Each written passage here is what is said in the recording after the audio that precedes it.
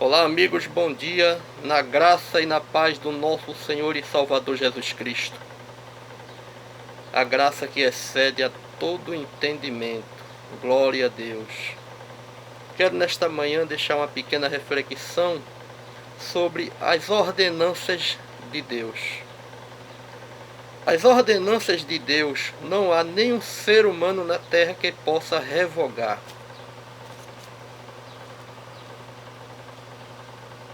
Me chama a atenção que há 30, 40 anos atrás não se ouvia falar em um cristão evangélico entrando na política. Hoje podemos ver política versus evangélico ou evangelho. Por que será que houve um interesse tão grande de evangélico entrar na política? Seria a política um escape, uma fuga para se desviar do evangelho? Pode ser que sim. E por que eu digo isso? Porque evangelho e política não se mistura. Nada tem a ver uma coisa com a outra. Porém, de uns 20 anos para cá, isso virou moda. Líderes evangélicos, líderes de denominação, atribuir a uma certa pessoa do ministério um título para entrar na política. E com isso, induz pessoas do convívio a eleger essas pessoas. A pergunta é: o que um evangélico tem feito no meio da política? O que eles têm conseguido mudar? E muitas vezes dizem que é a ordenança de Deus, que Deus está no negócio, e não está. E eu provo na Bíblia que não está.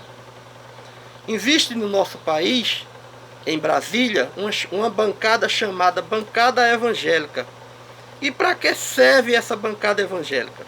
Segundo eles, para defender a igreja, os interesses da igreja. De quem é a igreja? É do homem ou é de Deus? Porque sendo a de Deus, Deus não precisa de ninguém para defendê-la. Diz a Bíblia: se o Senhor não guardar a cidade, em vão vigia o sentinela. E por quê? Porque o sentinela é humano, ele dorme, ele cochila. E o Senhor não dorme e nem cochila. A questão é, vamos ser realistas e verdadeiros? Muitos evangélicos entram na política para acrescentar o seu patrimônio. Simplesmente isso. Mas há um questionamento muito grande, os comentários em alguns assuntos, e alguns sem noção, sem conhecimento da palavra, mostra Daniel e José. Mas Daniel e José foram governador. Foram. Está escrito. Agora eu quero que qualquer alguém de dentro do meio evangélico cristão me prove que José e Daniel precisou de voto de A e de B. Aí é onde entra a ordenância de Deus. Eles foram homens escolhidos por Deus, filhos da promessa, para assumir essa posição. E não precisou de voto de ninguém. E tem mais. E quem foram os homens que deram esse cargo a esses homens? Quem foram eles? Ele não eram pessoas que se deixavam levar por qualquer coisa. Mas foi a ordenança de Deus que deu posse a José e a Daniel como governadores. Não traga isso para os dias de hoje. Não confundam isso com os dias de hoje. Porque hoje o que há realmente é uma forma de atrair a atenção do povo para se dar bem dentro da política. Um homem de Deus, um verdadeiro homem de Deus, chamado por Deus para fazer uma obra, ele não entra na política. Me perdoe a sinceridade, mas é essa a verdade. Ele não entra na política. Qualquer cristão que se decida a entrar na política, ele já entra mentindo. Porque ele diz que foi Deus que falou, foi Deus que ordenou. Foi mentira. Mentira. Deus jamais tiraria um servo dele chamado por ele para entrar numa sujeira, numa nojeira dessa. Aí vai para lá fazer o quê? Se corromper, mentir e acumular bens materiais. Essa é a verdade. Doa em quem doer, mas essa é a verdade. Então, evangelho e política não tem nada a ver uma coisa com a outra. Não tem nada a ver uma coisa com a outra. Que Deus tenha misericórdia desses homens que estão abandonando a sua chamada para dirigir um ministério e entrando na política. Que Deus tenha misericórdia, porque vai ter consequência. Toda escolha tem sua consequência. Está aí os escândalos. Os escândalos estão aí para todo mundo ver. Bailando nas redes sociais, escândalos de cristão evangélico dentro da política. Chega lá, passa 4 anos, o povo reelege de novo, não se vê projeto deles, não se vê nada. É simplesmente para encher o bolso e dividir com quem o colocou lá, ou seja, com o pivô, com aquele que induziu as pessoas para votar nele. Eles dividem.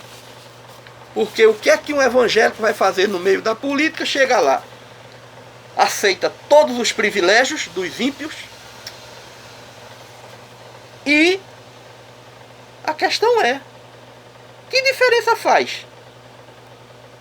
Se você é chamado por Deus para fazer a diferença, desde quando os cristãos que estão, evangélicos que estão aí no meio da política estão fazendo diferença? Não estão fazendo diferença. A Bíblia diz: bem-aventurado o varão que não se assenta na mesa dos escarnecedores, nem se detém no caminho dos pecadores. Se eles se compõem, sentam numa mesa para discutir leis e regras e normas para o povo, ele está participando, eles estão sendo participantes das obras infrutíferas das trevas. É o que a política brasileira tem plantado e produzido, são obras infrutíferas das trevas. Um grupo de homens má, perverso, sem amor, sem afeto moral, egoísta, amante de si mesmo, como diz a Bíblia. O que é que um homem de Deus vai fazer no meio disso? Que diferença ele vai fazer? Se por acaso, algum deles quisesse fazer a diferença, ele já chegava lá com a verdade. Ele começava a falar a verdade a partir do momento que subisse num palanque para se dirigir ao povo, mas não faz. Já entra mentindo, já entra prometendo o que sabe que nunca vai cumprir, porque quando ele chega lá, as coisas é diferente. O que é que tem acontecido? Homens que se dizem de Deus abandonou o rebanho e se infiltrou na política. Quando tem votações e projeto para ser votado, eles votam secretamente contra o povo, recebem seus dotes. Hoje já é divulgado, mas há um tempo atrás não era. Era muito difícil descobrir que fulano de tal evangélico votou contra o povo em algum projeto. Era muito difícil, mas hoje já se descobre. Mas eles são cínicos. Eles não estão ali para fazer projeto para ninguém, nem para evangélico, nem para quem quer que seja. Eles estão ali para encher o seu bolso. Essa é a verdade. Então, parem de confundir política com evangelho. Procurem ler a Bíblia. Procurem ler a Bíblia. Porque se o Senhor não guardar a cidade, em vão vigia o sentinela. Deus não precisa de ninguém para defender a igreja, o povo dele. A igreja que foi comprada com o sangue de Cristo. Deus não precisa de ninguém. Deus não precisa de ninguém para defender o povo dele. Tá certo? Agora, seja realista. Confesse que tá negando a Cristo para entrar na política. Confesse. Seja realista, seja sincero. Você pode ser absolvido por Deus. Agora, com a mentira que você usa, você não vai chegar a lugar nenhum.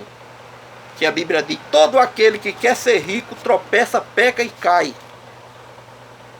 E é o que muitos têm feito. Não se contenta com o que ganha, com o que recebe dentro do ministério, entra na política para acumular bens materiais. Se juntam e compartilham das obras infrutíferas das trevas. Então que nesta manhã, você que venha ouvir este vídeo, reflita na verdadeira palavra de Deus e pare, se não quiser perder aquilo que o Senhor comprou na cruz do Calvário, a nossa salvação. Que Deus continue nos ajudando e tendo misericórdia de nós. E uma coisa eu digo: se eu não votar num que não é cristão, jamais votarei num cristão. E eu digo isso sem medo de errar. Um bom dia a todos.